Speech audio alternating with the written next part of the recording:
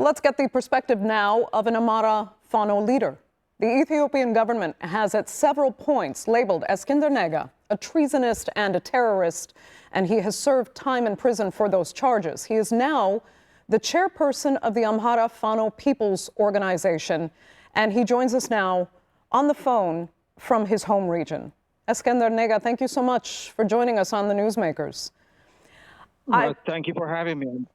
You know what, I'll let you begin then by telling us why you wanted to appear on this program. You were on the phone out of security concerns.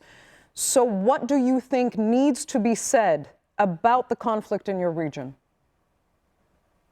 Well, there's this huge misconception about the Amhara word of self-defense in the international community, and that needs to be cleared. I'm here to clear what misconceptions and misunderstandings there are about our cause. So that's why I'm here. Okay, you've just called it a war of self-defense. So you and several other ethnic groups in the country say that you are the victims of the government's ethnic cleansing campaign. However, your critics have said that you are actually an ethno-nationalist leader seeking to bring back Amhara dominance while claiming to want national unity. So which is it? Well, we're certainly not an ethno-nationalist organization seeking ethnic empowerment. That should be clear. In fact, on the contrary, we are fighting, identity politics, ethnic-based, hate-infused politics. So we're exactly the opposite of what is being said about us. I know that ethnic groups, both in Ethiopia and elsewhere in Africa, are, almost exclusively about ethnic empowerment, about political and economic empowerment, but not us. Because, when you look at the genesis of the Amhara struggle, if you look at the genesis of the Fano movement, it was a reaction to the state, both at the federal and at the regional level, killing Amharas on the basis of their identity in the thousands. In hundreds of thousands, by the way. Okay. So we reacted to mass killings by the state against the Amharas. So what then about the our claims? Genesis is different. I'm sorry. What about the claims then that Fano forces, your forces, are now working with the TPLF and with Eritrean forces, your former enemies, to bring down Abiy Ahmed's government? Your forces have also been accused of ethnically cleansing Tigrayans, we must mention, during the war there, in regions that you actually claim to be part of Amhara. Well, I mean, this is, there's so much that's being said because this is the age of the internet. And if you have social media, all sorts of things could be said about you, about the group. But this is not unique for us. I think this is a worldwide phenomenon. But as to the charge that we're working with the TPLF, that's completely incorrect, and I state that categorically. As far as our survival, the means through which we are fighting the government, it should be clear that we do not, have an external supporter. We are sustaining this struggle on the shoulders of the farmers, who constitute, about 85% of the population, of the Amhara population. On top of that, we have some donations from the diaspora, a small amount. And of course, we rely for munitions from the battlefield, from what we capture from government troops.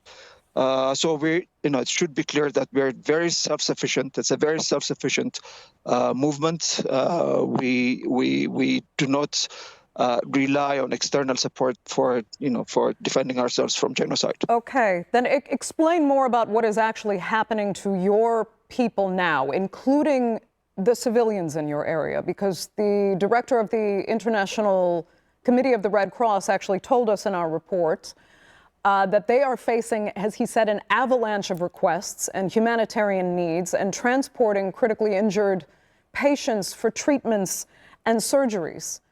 Are you in large part then responsible for that by taking up arms in this fight?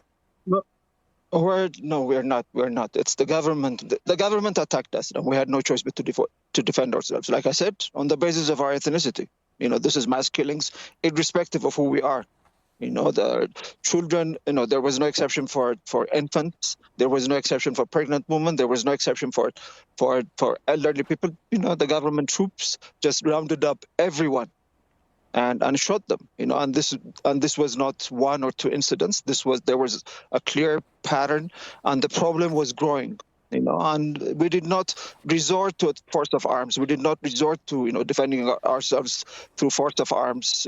At first, what we tried to do was to solve the problem through peaceful means. And when that did not, produce results, when that did not work, we had to defend ourselves. Okay, but by force of arms. And what I'm saying is, so we are not responsible for the humanitarian crisis that's happening in that region. Yes, there is a humanitarian crisis, but the political and morally and politically, the party that's responsible for this is the government, the genocidal governments that's attacking its own citizens on the basis of ethnicity. Okay, but then the term ethno-nationalism is constantly used to describe your movement. That term alone does not infer a group that wants unity with other tribes across Ethiopia, and many accuse you of wanting an independent Amhara nationalist state.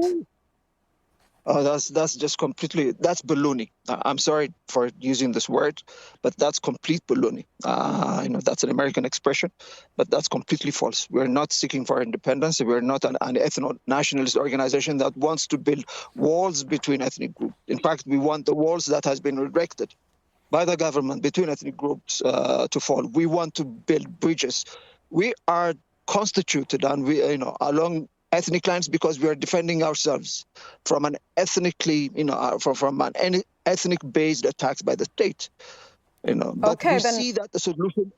We see that the solution is not in ethnicity. We see that the solution is not in identity politics. Ethiopia has to move beyond ethnic politics. We believe in that. So this is like, this is like an antidote to the politicization of ethnicity. That's our ultimate goal. But to do that, first we have to defend ourselves. We have to defend ourselves on the basis of ethnicity.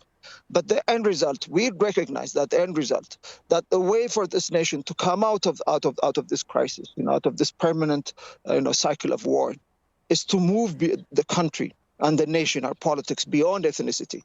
We need to de-emphasize the politicization of identity. So we need a politics based on ideas. We need the normalization of our politics. We need to go into the mainstream, into the African mainstream. And the African mainstream is that, and the identity politics is discouraged by the state. What you're describing constitutionally. Sure. And that's what we want. That sounds ideal. And that's what we want. That sounds ideal. But please explain how organizations like yours can coexist with fellow ethnic and tribal groups and their respective militias if each of you wants recognition for historic grievances while also claiming you're the victims of human rights abuses, not just by the government, but also by other competing ethnic militia. Well, we want to forge an alliance with other ethnic and Ethiopian forces, and even regional forces, by the way, that wants to de-emphasize, like I said, ethnic politics, that wants to move both Ethiopia and the region, the Horn of Africa, beyond ethnic politics.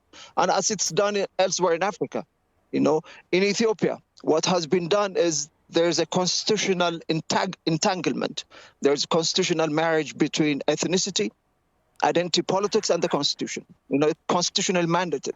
We need to change the constitution, and we need a constitution that does not, that does not encourage ethnic politics, identity politics. So, how do we, partner with other tribal groups, like you said, and other ethnic groups and other political forces, if they have a vision if they believe that the nation needs to go beyond ethnic politics, if they believe that that the problem, the genesis of our problem, our problem revolves around identity politics, and if they want to move the country, beyond identity politics, then we could partner and move this country out of ethnicity, out of the politics of ethnicity, out of the Okay. politics of identity. So So, that will be the basis. That will be the basis of our alliance. We need partners who hate identity politics, who do not believe in identity politics, and who see that who see that this country needs to move beyond identity politics. okay, then So that's what